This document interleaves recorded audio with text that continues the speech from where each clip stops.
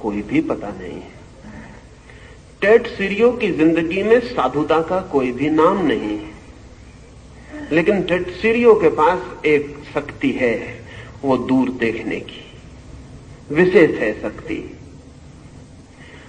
कुछ दिनों पहले स्कैंडिनेविया में एक व्यक्ति किसी दुर्घटना में जमीन पर गिर गया कार से, उसके सिर को चोट लग गई और अस्पताल में जब होश में आया तो बहुत मुश्किल में पड़ा। उसके कान में कोई जैसे गीत गा रहा हो ऐसा सुनाई पड़ने लगा। उसने समझा कि शायद मेरा दिमाग खराब तो नहीं हो गया, लेकिन 1 या 2 दिन के भीतर स्पष्ट सब साफ होने लगा। और तब तो यह भी साफ हुआ कि 10 मील के भीतर जो रेडियो स्टेशन था, उसके कान ने उस रेडियो स्टेशन को पकड़ना शुरू कर दिया। फिर उसके कान का सारा अध्ययन किया गया और पता चला उसके कान में कोई भी विशेषता नहीं है, लेकिन चोट लगने से कान में छुपी कोई शक्ति सक्रिय हो गई है। ऑपरेशन करना पड़ा, क्योंकि अगर 24 घंटे ऑन ऑफ करने का तो कोई उपाय नहीं था। अगर उसे कोई स्टेशन सुनाई पड़ने लगे तो वो आदमी पागल ही हो जाए। पिछले 2 वर्ष पहले इंग्लैंड में एक महिला को दिन में ही आकाश के तारे दिखाई पड़ने शुरू हो गए। वो भी एक दुर्घटना में ही हुआ, छत से गिर पड़ी और दिन में आकाश के तारे दिखाई पड़ने शुरू हो गए। तारे तो दिन में भी आकाश में होते हैं, कहीं चले नहीं जाते, सिर्फ सूर्य के प्रकाश के कारण ढक जाते हैं, रात फिर उगड़ जाते हैं प्रकाश हट जाने से। लेकिन आंखें अगर सूर्य के प्रकाश को पार करके देख पाए तो दिन में भी तारों को देख सकती। उस स्त्री की भी आंख का ऑपरेशन ही करना पड़ा। ये मैं इसलिए कह रहा हूं कि आंख में भी शक्तियां छिपी हैं जो दिन में आकाश के तारों को देख लें। कान में भी शक्तियां छिपी हैं जो दूर के रेडियो स्टेशन से विस्तारित ध्वनियों को पकड़ लें। आंख में भी शक्तियां छिपी हैं जो समय और क्षेत्र की सीमाओं को पार करके देख लें, लेकिन अध्यात्म से इनका कोई बहुत संबंध नहीं है।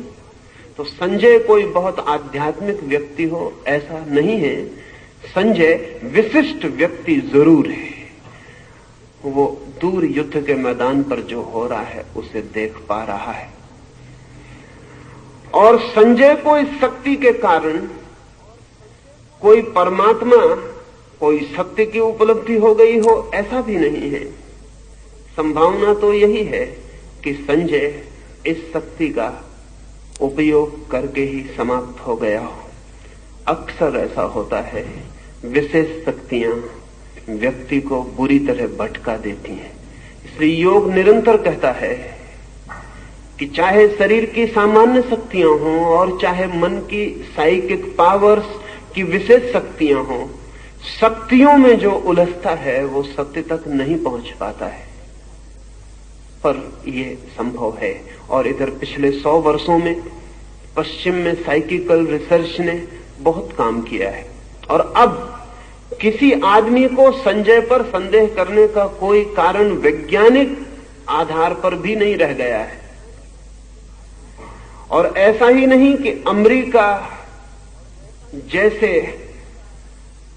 धर्म को स्वीकार करने वाले देश में ऐसा हो रहा हो, रूस के भी मनोवैज्ञानिक मनुष्य की अनंत शक्तियों का स्वीकार निरंतर करते चले जा रहे हैं।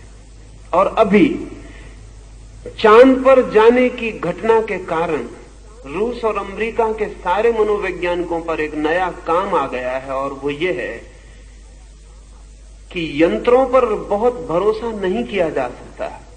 और जब हम अंतरिक्ष की यात्रा पर पृथ्वी के वासियों को भेजेंगे तो हम उन्हें गहन खतरे में भेज रहे हैं, और अगर यंत्र जरा भी बिगड़ जाएं तो उनसे हमारे संबंध सदा के लिए टूट जाएंगे, और फिर हम कभी पता भी नहीं लगा सकेंगे कि वे यात्री कहां खो गए। वे जीवित नहीं है, वे किस अनंत में भटक गए, हम उनका कोई भी पता न लगा सकेंगे।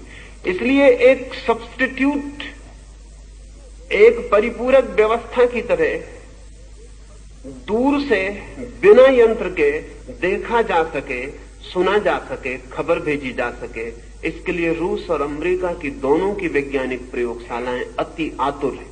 और बहुत देर न होगी कि रूस और अमेरिका दोनों के पास संजय होंगे, हमारे पास नहीं होंगे।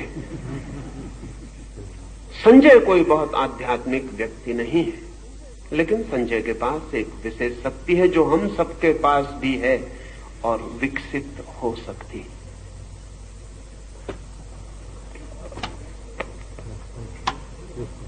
संजय उवाच दृष्ट्वा तु पाण्डवानीकम् व्यूढम् दुर्योधन तदा आचार्यम् उपसंगम्य राजा वचनमब्रवीत। संजय ने कहा, युद्ध की तैयारी के समय व्यूहाकार पांडवों की सेना को देखकर दुर्योधन ने द्रोणाचार्य के पास जाकर ये वचन कहे,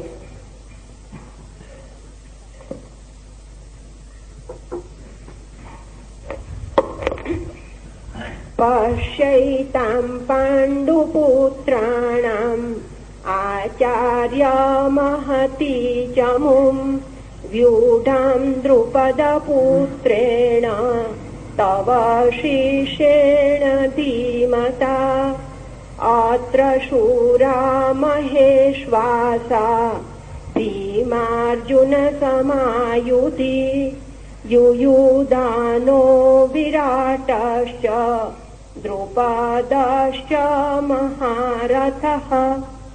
हे आचार्य, आपके तीक्ष्ण बुद्धि शिष्य धृष्टद्युम्न द्वारा शकट, पद्म आदि व्यूहाकार से रची गई पांडवों की इस विशाल सेना को देखिए। पांडवों की सेना में सभी योद्धा शूरवीर, महाधनुर्धारी एवं पराक्रम में भीम और अर्जुन के तुल्य है। उनमें सात्यकी, विराट, महारथी द्रुपद है।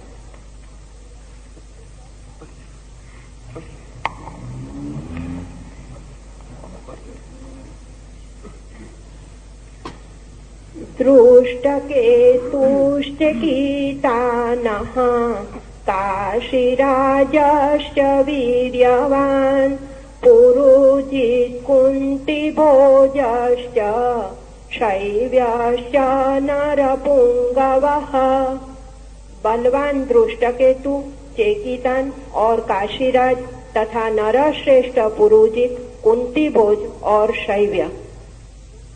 युधामन्युश्च विक्रांत उत्तमौजाश्च वीर्यवान् सौभद्रो द्रौपदेयाश्च सर्व एव महारथः।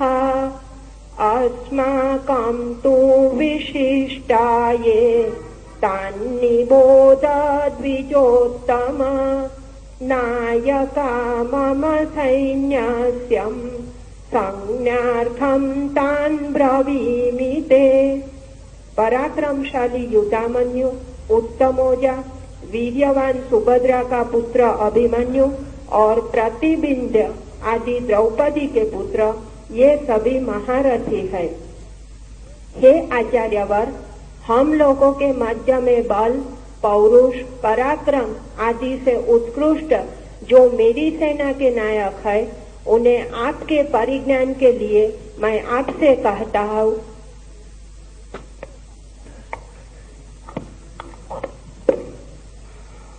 मनुष्य का मन जब हीनता की ग्रंथि से, इन्फीरियरिटी कॉम्प्लेक्स से पीड़ित होता है, जब मनुष्य का मन अपने को भीतर हीन समझता है, तब सदा ही अपनी श्रेष्ठता की चर्चा से शुरू करता है। लेकिन जब हीन व्यक्ति नहीं होते, तब सदा ही दूसरे की श्रेष्ठता से चर्चा शुरू होती है। हे दुर्योधन कह रहा है भीष्म से कि पांडवों की सेना में कौन कौन महारथी, कौन कौन महायोद्धा इकट्ठे हैं। इससे वो शुरू कर रहा है ये बड़ी प्रतीक की, बड़ी सिंबॉलिक बात है। साधारणतः शत्रु की प्रशंसा से बात शुरू नहीं होती, साधारणतः शत्रु की निंदा से बात शुरू होती। साधारणतः शत्रु के साथ अपनी प्रशंसा से बात शुरू होती है। शत्रु की सेना में कौन कौन महावीर इकट्ठे हैं, दुर्योधन उनसे बात शुरू कर रहा है। दुर्योधन कैसा भी व्यक्ति हो, इंफीरियरिटी कॉम्प्लेक्स से पीड़ित व्यक्ति नहीं है, हीनता की ग्रंथि से पीड़ित व्यक्ति नहीं है। और ये बड़े मजे की बात है कि अच्छा आदमी भी अगर हीनता की ग्रंथि से पीड़ित हो तो उस बुरे आदमी से बदतर होता है जो हीनता की ग्रंथि से पीड़ित नहीं है।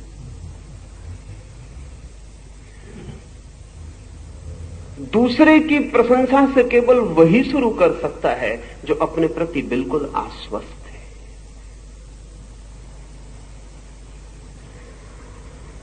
ये एक बुनियादी अंतर सदियों में पड़ा है। बुरे आदमी पहले भी थे, अच्छे आदमी पहले भी थे। ऐसा नहीं है कि आज बुरे आदमी बढ़ गए हैं और अच्छे आदमी कम हो गए हैं। आज भी बुरे आदमी उतने ही हैं, अच्छे आदमी उतने ही हैं। अंतर क्या पड़ा है? निरंतर धर्म का विचार करने वाले लोग ऐसा प्रचार करते रहते हैं कि पहले लोग अच्छे थे और अब लोग बुरे हो गए हैं। ऐसी उनकी धारणा मेरे ख्याल में बुनियादी रूप से गलत है। बुरे आदमी सदा थे,